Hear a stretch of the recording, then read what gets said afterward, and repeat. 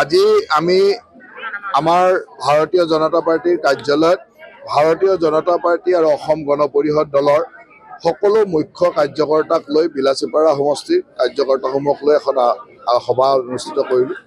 আগন্তুক নিৰ্বাচন আমি কেনেধৰণে পৰিচালিত কৰিম,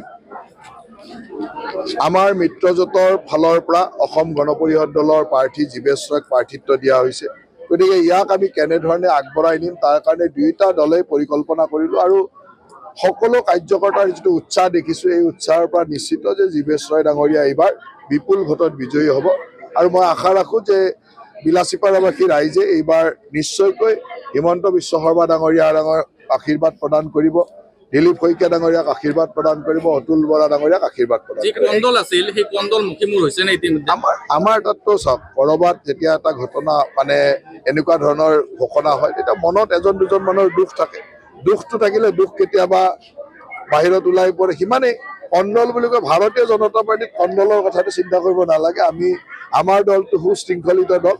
মনত দুখ দুই চাৰিজনৰ আছে, বেছিভাগৰে নিৰাময় হৈছে, দুই চাৰিজনৰ নিৰাময় হ'বলৈ অলপ সময় লাগিব, ইমানেই আৰু। দেখা গৈছে যে ভাৰতীয় জনতা পাৰ্টীৰ এজন সক্ৰিয় কৰ্মী, তেখেতে বিজেপিক টিকেটটো দিয়াৰ বাবে তেওঁ বিজেপিৰ পৰা পদত্যাগ কৰি ইতিমধ্যে তেওঁ নিৰ্দলীয়ভাৱে মনোনয়ন পত্ৰ দাখিল কৰিছে। ইয়াত এইবাৰৰ নিৰ্বাচনটো আমি AGP, বিজেপি বা BPF বুলি খেলা নাই। এইবাৰৰ নিৰ্বাচন খেলিছোঁ ৰাষ্ট্ৰীয় গণতান্ত্ৰিক মৰ্চাই। গতিকে ৰাষ্ট্ৰীয় গণতান্ত্ৰিক মৰ্চাই প্ৰাৰ্থী হিচাপে দিছে সকলোতে। ইয়াতে AGP চিম্বলত নিৰ্বাচন খেলিব, ইমানেই। ক্ষতি কৰিব মইতো নাভাবোঁ। প্ৰতিদ্বন্দ্বী কোন হ'ব জীৱেশ ৰয়?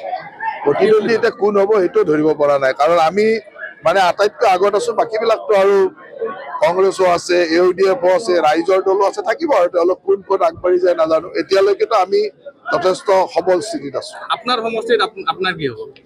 সমষ্টি ঠিকে আছে, ৰাইজৰ আশীৰ্বাদ আছে।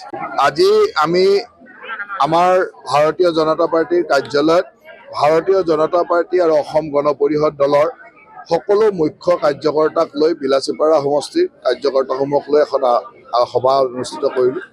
আগন্তুক নিৰ্বাচন আমি কেনেধৰণে পৰিচালিত কৰিম, আমাৰ মিত্ৰজোঁটৰ ফালৰ পৰা অসম গণ পৰিষদ দলৰ প্ৰাৰ্থী জীৱেশ ৰয়ক প্ৰাৰ্থিত্ব দিয়া হৈছে। গতিকে ইয়াক আমি কেনেধৰণে আগবঢ়াই নিম তাৰ কাৰণে দুয়োটা দলে পৰিকল্পনা কৰিলোঁ আৰু সকলো কাৰ্যকৰ্তাৰ যিটো উৎসাহ দেখিছোঁ, এই উৎসাহৰ পৰা নিশ্চিত যে জীৱেশ ৰয় ডাঙৰীয়া এইবাৰ বিপুল ভোটত বিজয়ী হ'ব। আৰু মই আশা ৰাখোঁ যে বিলাসীপাৰাবাসী ৰাইজে এইবাৰ নিশ্চয়কৈ হিমন্ত বিশ্ব শৰ্মা ডাঙৰীয়াৰ আশীৰ্বাদ প্ৰদান কৰিব, দিলীপ শইকীয়া ডাঙৰীয়াক আশীৰ্বাদ প্ৰদান কৰিব, অতুল বৰা ডাঙৰীয়াক আশীৰ্বাদ প্ৰদান কৰিব। আমাৰ তাততো চাওক, ক'ৰবাত যেতিয়া এটা ঘটনা এনেকুৱা ধৰণৰ ঘোষণা হয়, তেতিয়া মনত এজন দুজন মানুহৰ দুখ থাকে। দুখটো থাকিলে দুখ কেতিয়াবা বাহিৰত ওলাই পৰে, সিমানেই। কণ্ডল বুলি কয়, ভাৰতীয় জনতা পাৰ্টীত কণ্ডলৰ কথাটো চিন্তা কৰিব নালাগে। আমাৰ দলটো সুশৃংখলিত দল। মনত দুখ দুই চাৰিজনৰ আছে, বেছিভাগৰে নিৰাময় হৈছে, দুই চাৰিজনৰ নিৰাময় হ'বলৈ অলপ সময় লাগিব, ইমানেই আৰু। দেখা গৈছে যে ভাৰতীয় জনতা পাৰ্টীৰ এজন সক্ৰিয় কৰ্মী, তেখেতে বিজেপিক টিকেটটো দিয়াৰ বাবে তেওঁ বিজেপিৰ পৰা পদত্যাগ কৰি ইতিমধ্যে তেওঁ নিৰ্দলীয়ভাৱে মনোনয়ন পত্ৰ দাখিল কৰিছে। ইয়াত এইবাৰৰ নিৰ্বাচনটো আমি AGP, বিজেপি বা BPF বুলি খেলা নাই। এইবাৰৰ নিৰ্বাচন খেলিছোঁ ৰাষ্ট্ৰীয় গণতান্ত্ৰিক মৰ্চাই। গতিকে ৰাষ্ট্ৰীয় গণতান্ত্ৰিক মৰ্চাই প্ৰাৰ্থী হিচাপে দিছে সকলোতে। ইয়াতে AGP চিম্বলত নিৰ্বাচন খেলিব, ইমানেই। ক্ষতি কৰিব মইতো নাভাবোঁ। প্ৰতিদ্বন্দ্বী কোন হ'ব জীৱেশ ৰয়? প্ৰতিদ্বন্দ্বী এতিয়া কোন হ'ব সেইটো ধৰিব পৰা নাই, কাৰণ আমি আটাইতকৈ আগত আছোঁ। বাকীবিলাকতো আৰু কংগ্ৰেছো আছে, UDF আছে, ৰাইজৰ দলো আছে, থাকিব আৰু তেওঁলোক কোন ক'ত আগবাঢ়ি যায় নাজানো। এতিয়ালৈকেতো আমি যথেষ্ট সবল স্থিতিত আছোঁ। আপোনাৰ সমষ্টিত আপোনাৰ কি হ'ব? সমষ্টি ঠিকে আছে, ৰাইজৰ আশীৰ্বাদ আছে।